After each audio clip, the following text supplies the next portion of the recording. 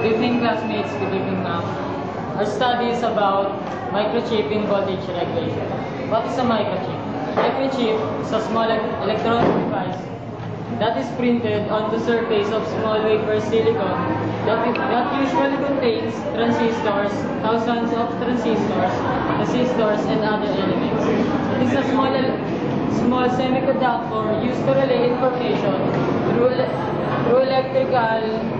specific electrical characteristics.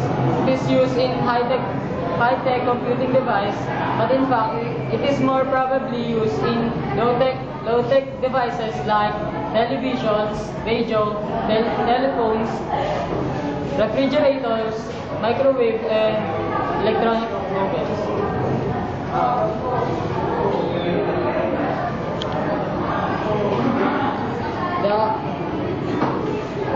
It is beneficial in engineers, mostly in our engineering students. It can help us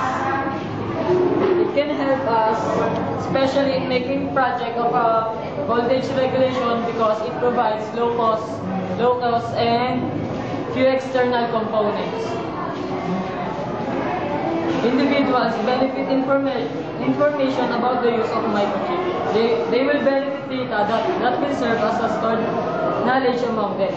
Citizens also profit ideas that may help them to support production of microchip. They may also be the key to the success of this production because they can share information that will build a better future.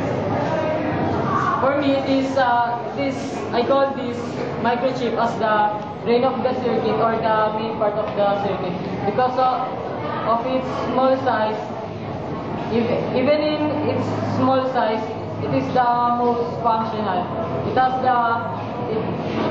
It is the main part or the very important because it is the device that performs many actions unlike components that are limited in actions.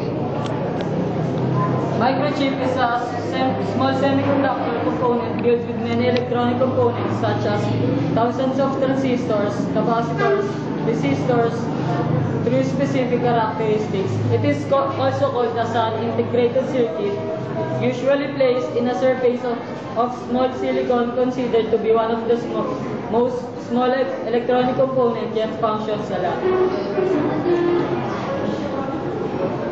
Definition of the term microchip. It is an integrated circuit formed on a single piece of silicon about the